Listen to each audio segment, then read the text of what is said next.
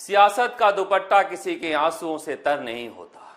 काश गुलाब चंद कटारिया यह बात समझ पाते कि सामने बैठे सत्ता पक्ष का जमा हुआ जमीर उनके आंसुओं से पिघलने वाला नहीं है। काश गुलाब चंद कटारिया इस तरह से आवाज सितंबर में पिछले साल उठाए होते। जिस तरह से बीजेपी के और कांग्रेस को समर्थन दे रहे निर्दलीय विधायकों ने आवाज उठाई है, इस तरह की आवाज अगर सितंबर में ही उठाई होती तो शायद उन बच्चों को इंसाफ मिल जाता। 20 लाख से ज्यादा बच्चे, उनके घर वाले खून के आंसू रो रहे हैं, मगर सरकार मस्त है। मजेदार बात देखिए कि 1000 करोड़ रुपए के घोटाले के आरोप लगे रीट मामले में, मगर सरकार की तरफ से कोई सफाई नहीं आई। सरकार को समर्थन दे रहे बलजीत यादव सुबह से जयपुर के सेंट्रल पार्क में इसके खिलाफ दौड़ रहे हैं कार्रवाई करने के लिए, मगर सरकार के कानों पर जूं नहीं रेंग रही है। हर बात पर सरकार के साथ देने वाले संयम लोढ़ा भी कल फूट पड़े रीट मामले में सरकार के ऊपर, मगर सरकार के सेहत पर कोई फर्क नहीं पड़ता, क्योंकि सरकार जानती है कि अगर इस मामले में जांच हुई तो सारा खेल खत्म है। मगर विपक्ष भी इसमें कम जिम्मेदार नहीं है। अब तक क्या सोए हुए थे? जब सब कुछ खत्म हो गया है तब जागे हैं। जिस तरह से कल विरोध प्रदर्शन कर रहे थे, अगर उस तरह से राजस्थान के कोने कोने में विरोध प्रदर्शन होते तो सरकार को झुकना पड़ता, मगर झुकाए कौन? अकेले किरोड़ी लाल मीणा सड़क पर उतरे, माहौल बना तो बीजेपी वाले आए और अगले दिन घर चले गए। आखिरी बार आपने एसओजी का नाम कब सुना था? किसी को पता भी नहीं होगा कि इस मामले की जांच एसओजी वाले कर रहे होंगे। एसओजी को लगता है कि जिस तरह से जेईएन परीक्षा का, लाइब्रेरियन परीक्षा का, एसआई का पेपर लीक के मामले में हमने कोई कार्रवाई नहीं की, इस मामले में भी कोई कार्रवाई नहीं करेंगे, और सरकार यही तो चाहती है। बताइए, जिन पर आरोप लगा है पेपर लीक करने का, वह सदस्यता अभियान चला रहे हैं। उन लोगों पर कौन यकीन करेगा और कैसे उनके कहने पर कोई कांग्रेस का सदस्य बनेगा? कांग्रेस के सामने यही दुविधा है, और जिस तरह से आप पार्टी आगे बढ़ रही है, एक चेतावनी भी है। सचिन पायलट की बेचैनी को समझा जा सकता है कि लगातार वह अपना ट्विटर प्रोफाइल पर फोटो बदल रहे हैं। यह बेचैनी अकेले सचिन पायलट में नहीं है, पूरी कांग्रेस में है।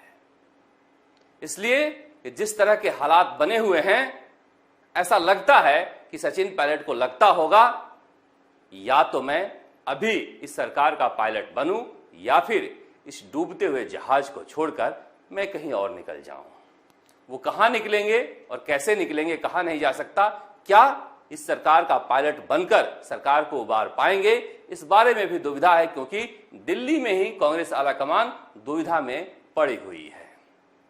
इसीलिए कहा जा रहा है कि जिस तरह के हालात बने हुए हैं, संभव है कि आप पार्टी कोई ग्रैंड एंट्री मारे, क्योंकि बड़ा मसला करप्शन का ही है। करप्शन को लेकर ही राजस्थान में सबसे ज्यादा जनता त्रस्त है। एक दिन भरतपुर इलाके में हम गए थे, वहां लोग कहने लगे कि हम तो ईस्ट इंडिया कंपनी से काम करा लेते हैं पैसे देकर। हमने कहा ईस्ट इंडिया कंपनी, वो तो 1857 में आई थी। बोला नहीं नहीं, जो विधायक हैं उनका नाम ही हमने ईस्ट इंडिया कंपनी रख रखा है, उन्हें पैसा देते हैं और काम करा लेते हैं। मैंने कहा ईस्ट इंडिया कंपनी क्यों? बोला कि राज करेंगे और भाग जाएंगे लूट कर। तो इस तरह का जो माहौल बना हुआ है, यह माहौल कांग्रेस के लिए परेशानी खड़ी करने वाला है। और जिस तरह से परीक्षाओं के पेपर बिके हैं और कोई कार्रवाई नहीं हो रही है, जनता में एक बेचैनी है और गुस्सा है। शायद सचिन पायलट इस बात को समझ रहे होंगे, इसीलिए इतना बेचैन है। कांग्रेस उनकी बेचैनी को समझेगी क्या, यह बड़ा सवाल है। अगर नहीं समझेगी तो क्या वह आप पार्टी का चेहरा बनेंगे या फिर कोई अलग रास्ता तलाशेंगे? क्योंकि हनुमान बेनीवाल भी जिस तरह से शांत पड़े हुए हैं, जनता में भी एक अंदर बेचैनी है कि विकल्प क्या है कांग्रेस और बीजेपी के अलावा। मगर बीजेपी में भी कई तरह के विकल्प खुले हुए हैं। प्रधानमंत्री नरेंद्र मोदी और गृह मंत्री अमित शाह के जमाने में कौन कब क्या बन जाए पता ही नहीं। कोई नहीं कह सकता कि कौन बीजेपी का चेहरा होगा और कौन राजस्थान में बीजेपी जीतती है तो मुख्यमंत्री बनेगा।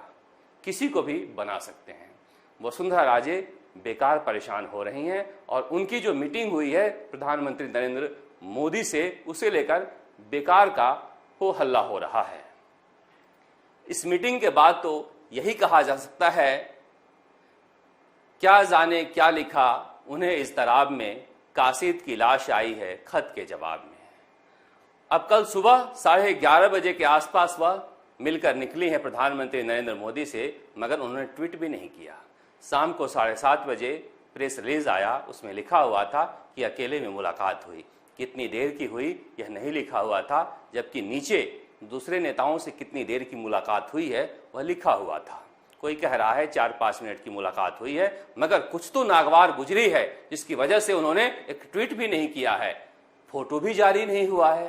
अब बताइए 3 साल बाद अकेले में मिले और कोई तस्वीर भी जारी नहीं हो तो सवाल उठना लाजमी है। इसीलिए कहा जा रहा है कि बीजेपी में भी बड़ा बदलाव हो सकता है। जो लोग मुख्यमंत्री का चेहरा बनकर घूम रहे हैं वह शायद हाशिए पर पड़े मिले और मोदी और अमित शाह के जोड़ी कोई चौंकाने वाले नाम सामने लेकर आ जाएं। इसीलिए कहा जा रहा है कि फिलहाल जिस तरह के हालात राजस्थान की राजनीति में हैं, जनता कंफ्यूज है और इस कंफ्यूजन से कुछ नया विकल्प न निकल जाए। अगर निकल जाता है तो आप आश्चर्य मत कीजिएगा। राजस्थान तक के लिए जयपुर से शरद कुमार।